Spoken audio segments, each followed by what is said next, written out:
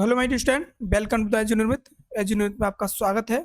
और आज मैं आपके लिए लेके आया हूँ फिजिक्स सेकंड के मोस्ट इम्पोर्टेंट क्वेश्चंस जो आपके एग्जाम में भाई आने वाले हैं। ठीक है, ये समझिए कि एग्जाम के हिसाब से भाई मैंने मॉडिफाई किया आपके लिए फिजिक्स सेकंड के इम्पोर्टेंट क्वेश्चंस। और ऐसे ऐसे क्वेश्चंस है भाई, अगर आप इन सभी को अच्छे से अगर पढ़ लेते हो भाई, अच्छे से सभी क्वेश्चंस का अगर एक बार सोल्यूशन देख लेते हो कि कोई क्वेश्चन अगर ऐसा है भाई, जो जो क्वेश्चन होगा उसमें क्या लिखना होगा, कैसे कैसे लिखेंगे, अगर एक बार अगर प्रैक्टिस कर लोगे तो मैं प्रॉमिस करता हूँ आपका एग्जाम बहुत ही अच्छा होने वाला है भाई। ठीक है, बहुत ही बेहतरीन होने वाला है। तो चलिए फटाफट से बताते हैं। और देखिए, ये फिजिक्स सेकंड जो सब्जेक्ट है, ये ऑल ब्रांच जो सेकंड सेमेस्टर के जो स्टूडेंट हैं, ठीक है, वो ऑल ब्रांच सभी के लिए कॉमन है भाई। ठीक है, तो सभी को इसका एग्जाम देना है, जितने भी आपकी ब्रांच का कोई भी हो भाई। ठीक है, चाहे CS के हो, मैकेनिकल के हो, कोई भी ब्रांच हो, आप सबके लिए क्या है, ये कॉमन सब्जेक्ट है। ठीक है भाई। और दूसरी बात एक और भाई, अगर आप CS और IT ब्रांच से हैं, ठीक है, स्पेशली बात कर रहा हूँ मैं, अगर CS से हैं आप और IT ब्रांच से हैं, अभी अभी अभी सेकंड सेमेस्टर में तो आप तक कॉमन है भाई। ठीक है, अगर आप CS और IT से हैं तो इस चैनल पर CS और IT की क्लासेस थर्ड सेमेस्टर की चलने वाली हैं भाई। तो फटाफट से चैनल को सब्सक्राइब कर लें, अपने दोस्तों को शेयर कर दें, ठीक है, और वीडियो को लाइक कर देना, क्योंकि यहाँ पर आपको अगले सेमेस्टर की क्लासेस भी फ्री ऑफ कॉस्ट मिलने वाली हैं। और यहाँ पर जो क्लासेस मिलेंगी, वन शॉट वीडियो मिलेंगे। कैसे मिलेंगे भाई? One shot video. ठीक है, जिसमें आपका एक चैप्टर पूरा एक वीडियो में कंप्लीट होगा।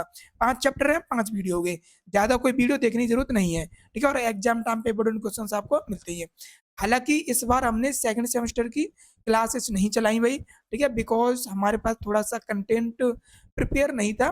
ठीक है, और देखिए अभी हमने चैनल भी अभी मॉडिफाई किया था, अभी बनाया था, तो थोड़ा सा हमें फर्स्ट सेमेस्टर की जो सेकंड सेमेस्टर की क्लासेस हैं वो नहीं चल पाई। बट अगले सेमेस्टर से हम सारी क्लासेस कंटिन्यू चलाएंगे भाई। ठीक है, सारी चीजें कंटिन्यू चलाने वाले हैं। चलिए तो फटाफट से मैं आपको क्वेश्चन समझा देता हूँ। ठीक है, बिकॉज आपका एग्जाम है भाई। ठीक है, चलिए देख लेते हैं ऐसे कौन कौन से क्वेश्चन हैं जो आपको एक बार अच्छे से समझने भाई, एक बार अच्छे से आपको करने भाई। ठीक है, चलिए फटाफट से मैं समझाता हूँ मोस्ट इम्पोर्टेंट क्वेश्चन इसके लिए, फिजिक्स सेकंड के लिए। ठीक है, चलिए देख लेते हैं भाई। तो ये मैंने यहाँ पर कुछ मोस्ट इम्पोर्टेंट क्वेश्चन है, जिसमें से आपका सबसे पहला क्वेश्चन भाई, देखिए सारे क्वेश्चंस आपको बस एक बार देखना है भाई कि इनका सोल्यूशन क्या है भाई। एक बार आपको प्रैक्टिस कर लेना है भाई। ठीक है, मैं 100% गारंटी देता हूँ आपके, देखिए काफी सारे क्वेश्चंस ऐसे होंगे जो एज इट इज आपको मिल जाएंगे। ठीक है, जैसे इंजीनियरिंग मैकेनिक्स का एग्जाम हुआ भाई, तो उसमें काफी सारे क्वेश्चन एज इट इज फंसे हैं भाई, मैंने जो प्रोवाइड किए थे। चलिए फटाफट से देख लेते हैं भाई। तो पहला क्वेश्चन है भाई, क्या डिफाइन सिंपल हार्मोनिक मोशन। भाई SHM क्या होता है, ये आपको पता होना चाहिए कि सिंपल हार्मोनिक मोशन क्या होता है, ये आपको खूब अच्छे से पता होना चाहिए।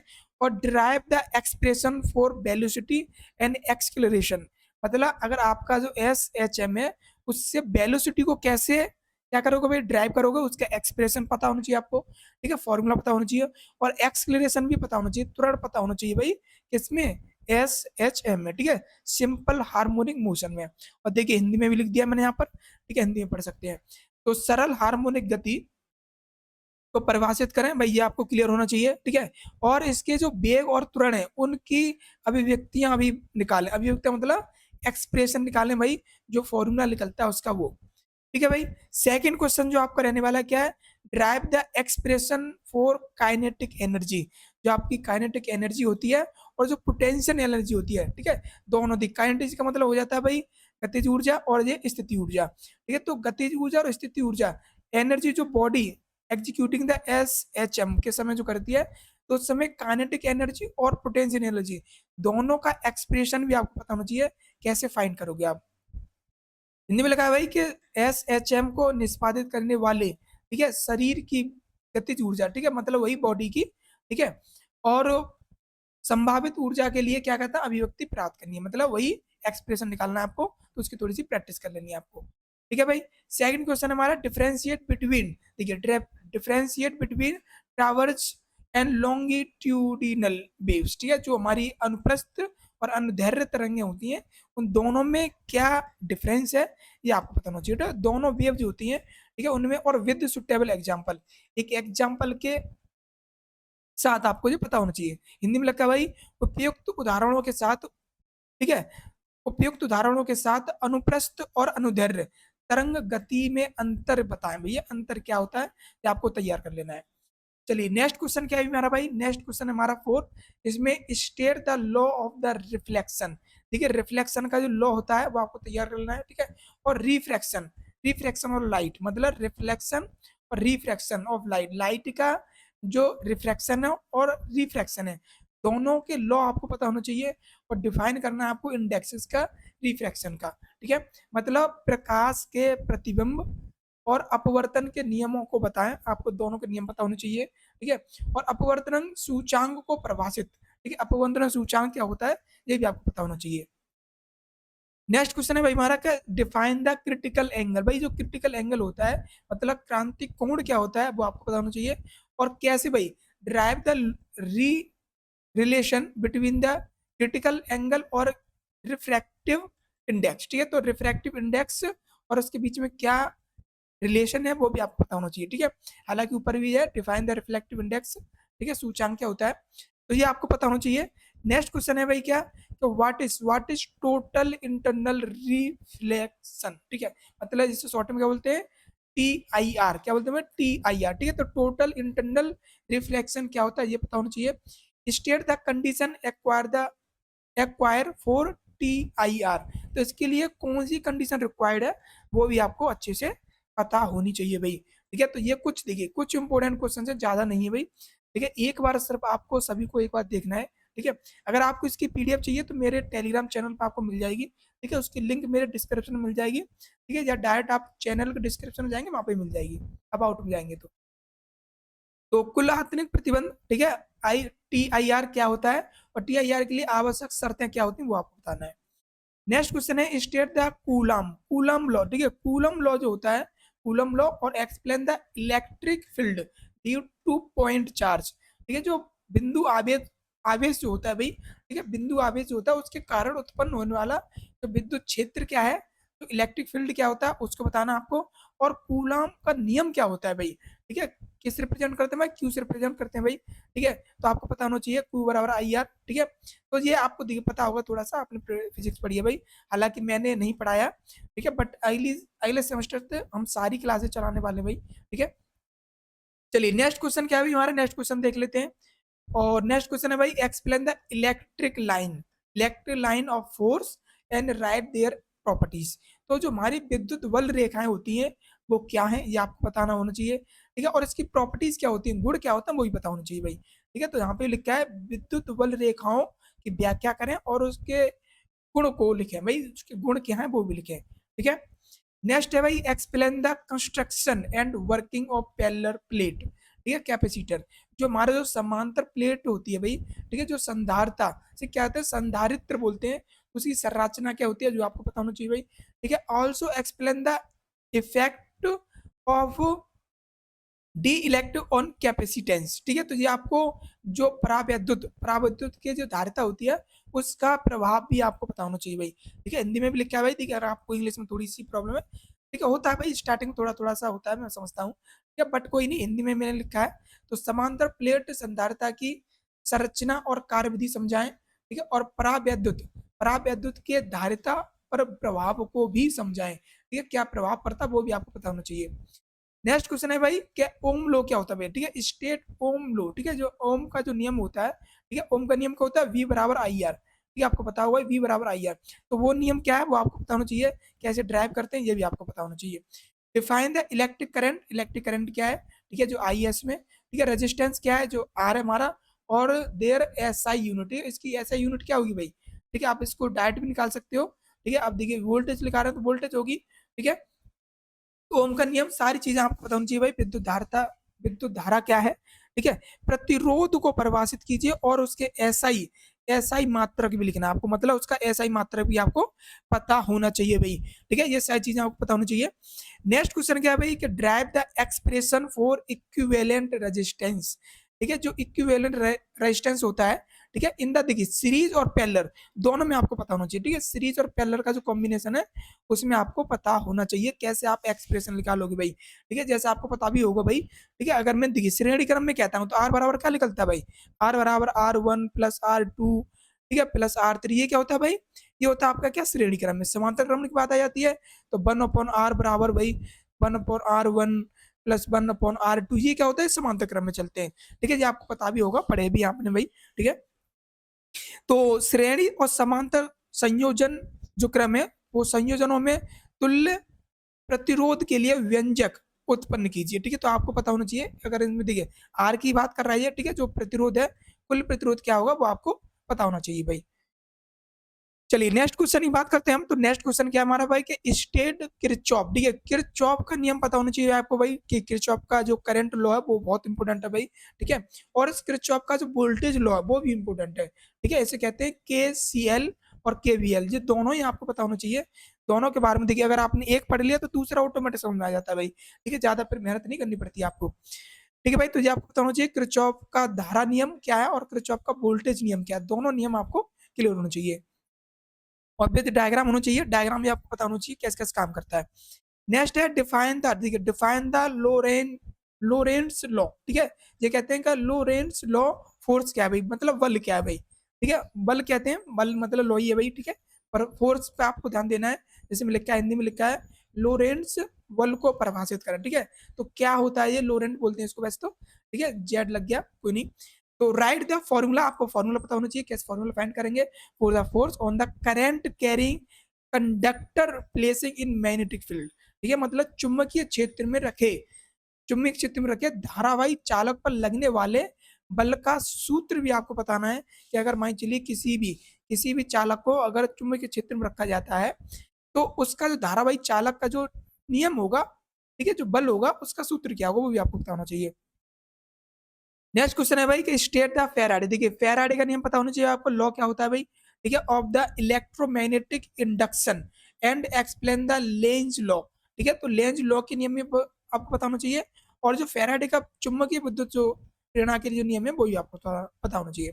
मतलब फेराडे के विद्युत चुंबकीय प्रेरण के नियम लिखिए और लेंज के नियम को समझाएं, ये आपको पता होना चाहिए। नेक्स्ट क्वेश्चन है भाई कि एक्सप्लेन हाउ ए, देखिए हाउ ए गैल्वेनोमीटर, ठीक है, जो गैल्वेनोमीटर होता है in converted into the ammeter and voltmeter. अगर मान चलिए आपको कोई गैल्वेनोमीटर है, अगर उसको आपको एमीटर में कैसे कन्वर्ट करेंगे, वोल्टमीटर में कैसे कन्वर्ट करेंगे, ये आपको पता होना चाहिए भाई।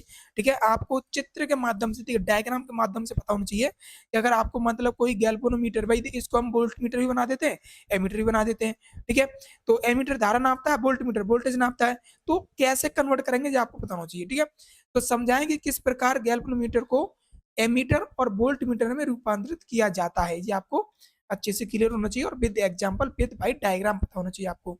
ठीक है, चलिए नेक्स्ट क्वेश्चन क्या है भाई, differentiate between the, differentiate between the जो इंट्रिंसिक कुछ होता है भाई। ठीक है, जो ठीक है, मतलब जो लेंज और अवेज कहते हैं जो, ठीक है, हिंदी में समझ लें आप।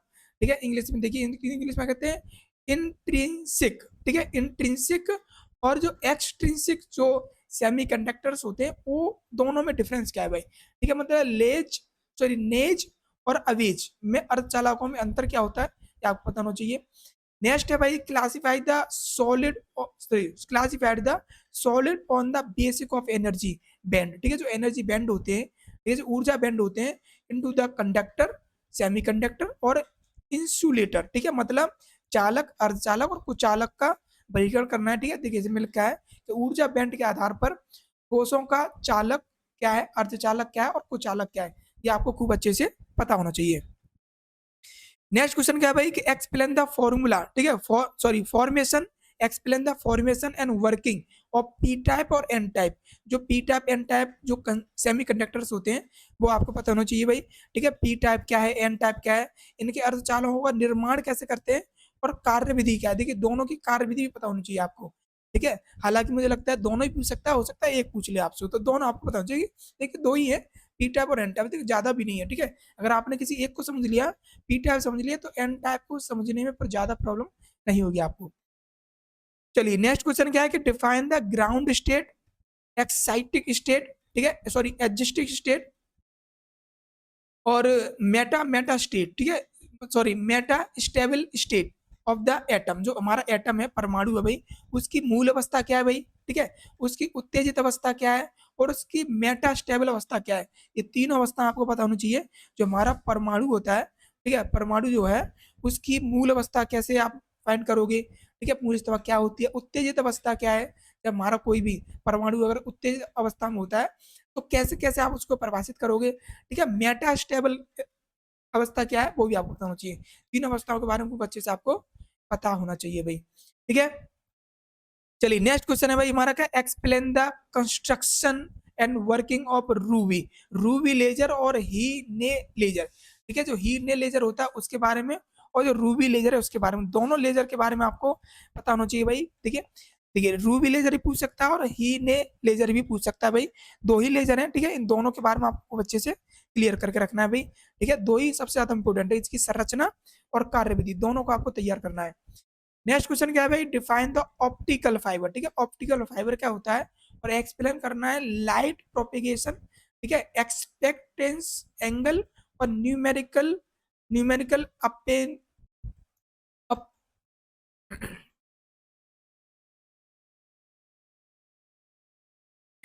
ठीक है। तो न्यूमेरिकल, ठीक है, तो न्यूमेरिकल अपेंचर, ठीक है। तो ऑप्टिकल फाइबर को प्रभावित करें, ठीक है, हिंदी से पढ़ सकते हैं, प्रकाश का प्रसार, अभिग्रहण कोण और संख्यात्मक क्या भाई द्वारक को समझाए, ठीक है। तो आपको पता होना चाहिए भाई। नेक्स्ट क्वेश्चन क्या है भाई, एक्सप्लेन द इस एक्सप्लेन द स्पॉन्टेनियस, ठीक है, स्पॉन्टेनियस जो हमारा इमिशन होता है, ठीक है, और स्टिम्युलेटेड इमिशन क्या है और पॉपुलेशन पॉपुलेशन इन्वर्जन क्या है वो आपको क्लियर होना चाहिए। मतलब स्वतः उत्सर्जन, ठीक है, उद्दीप्त उत्सर्जन और जनसंख्या व्युत्पन्न को समझाएं, तीनों आपको अच्छे से पता होना चाहिए। चलिए बात करते हैं आगे। अब देखिए ये हमारा, देखिए हाँ सॉरी, मैंने सिर्फ यहाँ पर आपको 22 क्वेश्चंस लिए हैं भाई, ठीक है। 22 क्वेश्चंस लिए हैं फिजिक्स में, ऐसे 22 क्वेश्चंस हैं जिन्हें अगर आप एक बार इन सभी क्वेश्चंस को एक बार आप अच्छे से देख लेते हो, एक बार आप इसको देखिए, इनका सोल्यूशन आप कहीं से भी निकाल सकते हो। आपको चैट जीपीटी से निकालना है, गूगल से निकालना, कहीं से भी एक बार बस इन सभी का या तो आप कॉपी बना लीजिए भाई, ठीक है। इन 22 क्वेश्चन को आप सॉल्व कर लीजिए, इन सभी क्वेश्चंस को एक बार सॉल्व करके देख लीजिए, आपको एक्स्ट्रा पढ़ने की कोई भी जरूरत नहीं है भाई, ठीक है। 22 क्वेश्चंस को एक बार अच्छे से कर ले, ठीक है। अगर 22 क्वेश्चन आप अच्छे से कर लिए तो मैं 100% गारंटी देता हूँ कि आपको पास होने से कोई रोक नहीं सकता भाई, ठीक है। मैं तो कहता हूँ अगर आपने ये 22 क्वेश्चन तैयार कर लिए तो आप टॉप करोगे भाई, ठीक है। मतलब अपने कॉलेज में भाई, अपने कॉलेज में हो सकता है स्टेट में भी, देखिए अगर आप अच्छे से अगर तैयारी करते हो तो टॉप भी करोगे भाई, ऐसी कोई बात नहीं है भाई, ठीक है। तो आपको ये 22 भाई 22 क्वेश्चन है हमारे, ठीक है। 22 क्वेश्चन को आपको अच्छे से तैयार कर लेना भाई, ठीक है। तो चलिए मिलते हैं नेक्स्ट वीडियो में। और अभी मैं और आपके लिए जो आपके जो सब्जेक्ट चल रहे हैं भी, ठीक है, जो एग्जाम हो रहे हैं उनके भी मैं आपको बहुत जल्द आपको इंपोर्टेंट क्वेश्चन देने वाला हूँ भाई, ठीक है। उन सबके आपको इंपोर्टेंट क्वेश्चन मिल जाएंगे जो भी आके सेकंड सेमेस्टर में है, ठीक है भाई। तो चलिए मिलते हैं फिर। और अभी ये देखिए जैसे मैंने आपको कहा था कि अगर आप CS और IT ब्रांच से हैं तो थर्ड सेमेस्टर की जो क्लासेस है वो इस चैनल पर चलने वाली है भाई, ठीक है, फ्री ऑफ कॉस्ट चलने वाली है। सारा कंटेंट अभी देखिए हमने 4 सेमेस्टर पढ़ाया है CS और IT का, ठीक है। तो आप उसका कंटेंट दे सकते हो किस लेवल का कंटेंट है भाई, और आगे भी आपको उसी लेवल का कंटेंट मिलने वाला है और बेस्ट कंटेंट मिलने वाला है, और सारी चीजें फ्री ऑफ कॉस्ट है भाई, ठीक है। और अगर आपको जो PDF चाहिए तो हमारे टेलीग्राम चैनल को आप ज्वाइन कर सकते हो भाई, ठीक है। तो अभी तक अगर आप हमारे चैनल को सब्सक्राइब नहीं किया है तो फटाफट से चैनल को सब्सक्राइब कर लो भाई, बेल आइकन को हिट कर लो ताकि अगर कोई वीडियो आए तो तुरंत आपको पता चल जाए। और वीडियो को लाइक कर देना भाई सभी लोग, और अपने दोस्तों को शेयर कर दो, आपके जितने भी दोस्त हैं भाई, ठीक है। चलिए मिलते हैं नेक्स्ट वीडियो में, जब तक के लिए थैंक यू फॉर वॉचिंग।